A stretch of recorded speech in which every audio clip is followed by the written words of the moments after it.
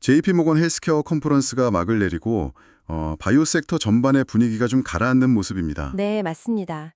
특히 기대감이 높았던 종목들을 중심으로 조정이 좀 깊어지고 있죠. 그렇죠. 그 중심에 바로 알테오젠이 있습니다. 최근에 주가 하락폭이 정말 컸는데 많은 투자자분들이 지금 걱정도 되고 또 한편으로는 궁금해하실 것 같아요. 네. 현재 주가가 38만 6천 원. 자, 이 지점에서 과연 이게 위기일지 아니면 새로운 기회가 될 수 있을지 오늘 저희가 준비한 자료들을 보면서 한번 깊이 파헤쳐 보겠습니다. 좋습니다. 오늘은 알테오젠 주가 하락의 가장 큰 원인이었던 그 로열티 이슈부터 명확하게 짚어보고요. 이게 과연 회사의 본질적인 가치를 훼손한 건지 아니면 시장의 오해인지 좀 냉정하게 분석해 보겠습니다. 네. 그리고 앞으로 우리가 어떤 전략을 짜야 할지도 중요하겠죠? 그럼요. 구체적인 시나리오까지 한번 이야기 나눠보시죠. 좋습니다. 이렇게 변동성이 클 때는 역시 기본으로 돌아가야 하는 것 같습니다. 제가 자료를 좀 보니까 이 불안한 상황 속에서도 알테오젠 내부에 아주 든든한 버팀목이 있더라고요. 아, 혹시 이대주주 말씀하시는 건가요? 맞습니다. 바로 형인호 대표죠. 네, 이분을 빼놓고 알테오젠을 이야기할 수가 없습니다. 흔히 슈퍼겜이라고 알려져 있지만 사실 그 규모나 행보를 보면 단순한 개인 투자다라고 보긴 어렵죠. 규모가 어느 정도였죠? 작년 11월에 추가 매수를 했던 걸로 기억하는데 네, 주당 한 30만 원 정도의 추가 매수를 했는데 중요한 건 총 투자 규모입니다. 이게 거의 1조 원에 육박해요. 1조 원이요. 와. 네, 이게 어느 정도냐면 어제 시장을 흔들었던 프로그램 매도 물량이 한 1,900억 원 정도였거든요. 비교가 안 되네요, 정말. 그렇죠. 그러니까 1조 원이라는 돈은 시장의 매도 압력을 그냥 방어하는 수준이 아니라 사실상 거대한 방파제 역할을 할 수 있다. 이런 의미입니다. 단순히 돈의 규모뿐만 아니라 그 안에 담긴 메시지가 더 중요할 것 같습니다. 이게 정말 장기적인 확신에 기반한 투자라고 봐야 할까요? 아주 좋은 지적이십니다. 그 답은 형 대표가 직접 내놓은 메시지에 있어요. 회사의 포트폴리오 방향성은 훼손된 게 없으니 비중 조절 없이 그대로 보유하겠다. 딱 이렇게 선언을 했거든요. 아, 단기 변동성에는 흔들리지 않겠다. 이런 뜻이군요. 바로 그겁니다. 소위 엉덩이 투자를 하겠다는 선언이죠. 여기서 그치지 않고 경영진에게 자사주 매입이나 무상증자, 심지어 코스피 이전 상장 같은 아주 구체적인 주주 환원 정책을 요구했어요. 아, 단순히 주가 방어만 하자는 게 아니라 아예 회사의 체질을 개선하라는 거군요. 그렇죠. 이건 정말 회사의 펀다멘탈, 그 본질적인 가치에 대한 강한 믿음이 없으면 절대 할 수 없는 행보인 거죠. 그렇군요. 이렇게 든든한 우군이 버티고 있다는 건 분명 투자자 입장에서 심리적으로 큰 위안이 되겠습니다. 그럼요. 자, 그럼 이제 폭풍의 눈으로 들어가 보겠습니다. 바로 로열티 문제. 시장에서는 한 4에서 5% 정도를 기대했는데 실제로는 2%로 나왔단 말이죠. 이 차이가 이번 하락의 핵심 원인이었죠. 네, 맞습니다. 핵심은 바로 그 기대치와의 간극입니다. 근데 이걸 이해하려면 먼저 알테오젠의 기술이 뭔지 아주 간단하게 알아야 해요. SC제형 기술 말씀이시죠? 네, 기존의 블록버스터 약들은 대부분 정맥 주사, 그러니까 IV 형태예요. 몇 시간씩 병원에 누워 있어야죠. 네, 그렇죠. 근데 이 SC제형 기술은 그걸 피하 주사, SC로 바꿔주는 겁니다. 집에서 5분 만에 혼자 맞을 수 있게 하는 말 그대로 게임 체인저 기술인 거죠. 환자 입장에서는 삶의 질이 완전히 달라지는 거네요. 바로 그겁니다. 그러니까 글로벌 제약사들이 막대한 돈을 주고서라도 이 기술을 사려고 하는 거고요. 아니, 그렇게 대단한 기술인데 왜 로열티는 기대보다 낮게 나온 걸까요? 그게 바로 계약의 형태 때문입니다. 예전에 5%대 로열티를 받았던 할로자임이라는 회사가 있거든요. 네, 비교 사례로 많이 언급되죠. 거기는 특정 약물에 대한 독점 계약이었어요. 아, 독점. 네, 이 약은 우리 기술만 써야 해. 이거였죠. 근데 알테오젠의 이번 계약은 비독점입니다. 비독점이요? 그건 어떤 차이가 있는 거죠? 제약사 입장에서 보면 알테오젠 기술 말고 다른 대안도 여정에 쓸 수 있다는 일종의 보험을 들어둔 셈이죠. 당연히 독점 계약보다는 로열티가 낮을 수밖에 없는 겁니다. 아, 그러니까 2%라는 숫자가 알테오젠의 기술 가치가 낮다는 뜻이 아니라 그냥 계약 조건 자체가 달랐던 거군요. 정확합니다. 그래서 제가 이 사안을 펀더멘털의 붕괴가 아니라 밸류에이션의 재조정으로 봐야 한다고 말씀드리는 겁니다. 그 파급력을 숫자로 한번 계산해 볼 수 있을까요? 네, 물론이죠. 예를 들어서 키트루다라는 약으로 연 50조 원 매출이 나온다고 가정해 볼게요. 50조 원. 만약 로열티가 5%였다면 알테오젠은 1조 2천억 원 이상을 벌게 됩니다. 와. 근데 2%가 되면서 이게 5천억 원 수준으로 줄어드는 거죠. 아, 거의 7천억 원의 미래가치가 사라진 셈이네요. 그렇죠. 그러니 주가가 하락하는 건 너무나 당연한 시장의 반응입니다. 하지만 여기서 정말 중요한 건 5천억 원이라는 엄청난 현금 흐름 자체가 없어진 게 아니라는 점이에요. 여전히 보장된 수익이라는 거죠. 네, 전문가님 설명을 들어보니까 현재 상황이 아주 명확하게 정리가 되는 것 같습니다.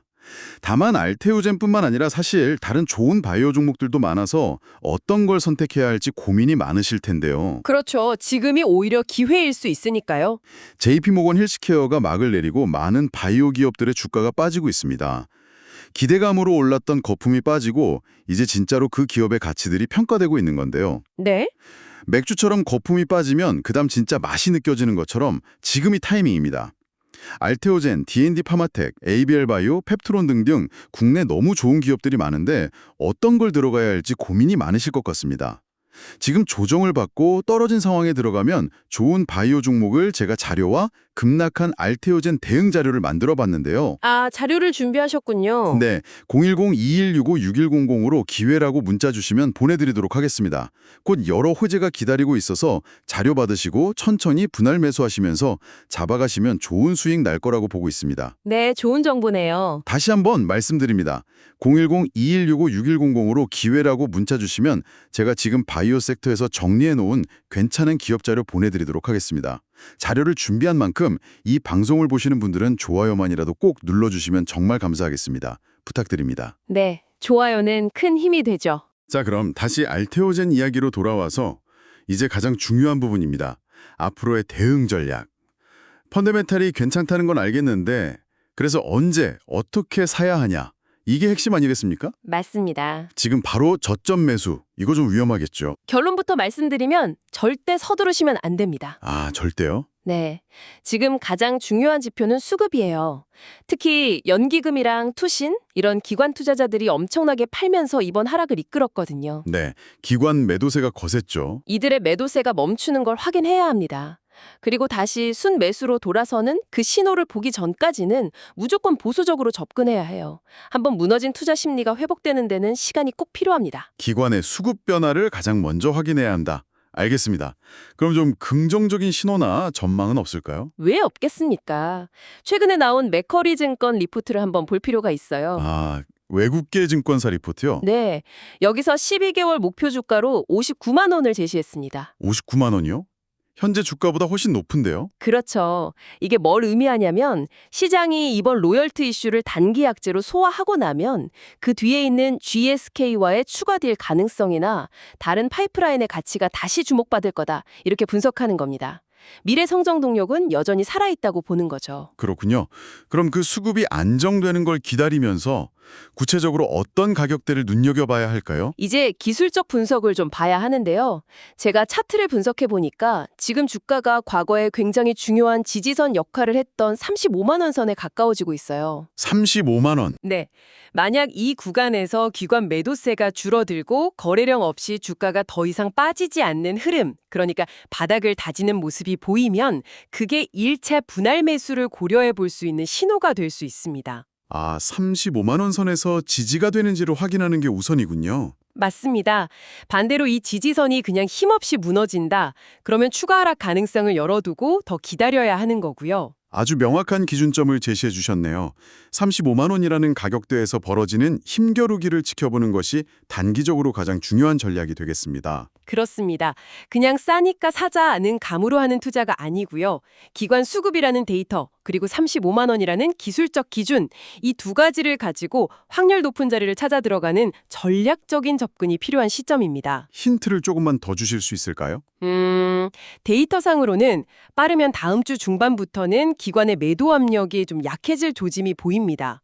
바로 그 시점에 이 35만 원 선이 어떻게 반응하는지를 정말 면밀하게 보셔야 합니다. 네, 오늘 분석 내용을 한번 정리해 보겠습니다. 알테오젠 로열티 이슈로 큰 조정을 겪었지만 이건 기술 가치의 훼손이 아니라 비독점 계약이라는 조건 때문에 시장의 기대치가 재조정된 것으로 봐야 한다. 네, 맞습니다. 그리고 내부적으로는 1조 원대 투자자가 굳건히 버팀목이 되어주고 있고요. 따라서 지금 성급하게 매수하기보다는 기관의 수급이 안정되는 것, 그리고 35만 원이라는 중요 지지선이 방어되는 것을 확인하면서 전략적으로 접근하는 것이 중요하겠다. 이렇게 정리할 수 있겠네요. 완벽한 정리입니다. 마지막으로 제가 청취자분들께 생각할 거리를 하나 드리고 싶습니다. 네, 말씀해 주시죠. 이번 알테오젠 사례는요, 우리에게 기대감을 어떻게 가격에 반영할 것인가 라는 아주 중요한 질문을 던져줍니다. 시장은 항상 최고의 시나리오를 미리 주가에 녹여내거든요. 그렇죠. 기대감이 먼저 반영되죠. 하지만 현실의 계약은 수많은 변수 속에서 나오는 타협의 결과물입니다.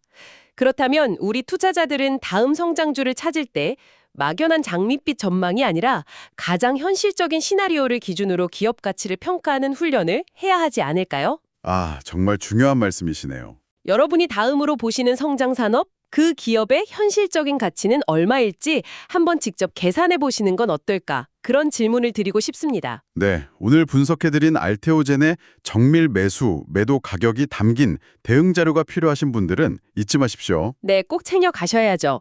010-2165-610으로 두 글자 문자 보내시면 제가 직접 분석한 가격 전략을 무료로 보내드립니다. 지금 바로 문자 보내셔서 중요한 투자 기회를 놓치지 마시기 바랍니다. 여러분의 성공 투자를 응원합니다.